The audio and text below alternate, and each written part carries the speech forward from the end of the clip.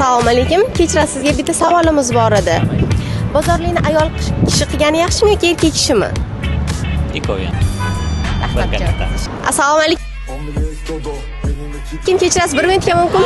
Bozorlikni ayol kishi qilgani yaxshimi, erkak kishi qilgani yaxshimi? Kelishgan holda oilaviy ayol kishi, erkak kishi birgalikda qilgan. Bozorlikni ayol kishi qilgani yaxshimi, erkak kishi qilgani yaxshimi? Nima deb o'ylaysiz? Kishi. Bozorlikni ayol kishi qilgani yaxshimi, erkak kishi qilgani yaxshimi? Nima deb o'ylaysiz? Kishi menimcha. Erkak kishi qilgani yaxshi. Ayol qizg'anishi kerak. Bozorlikni ayol kishi qilgani yaxshimi, erkak kishi qilgani yaxshimi? Nima deb o'ylaysizlar? Birga qilgani yaxshi. Erkak kishi qilsa. Erkak kishi qilgani yaxshi. Rahmat javobinglar uchun. Sog' bo'linglar. Bozorlikni ayol kishi qilgani yaxshimi yoki erkak kishimi?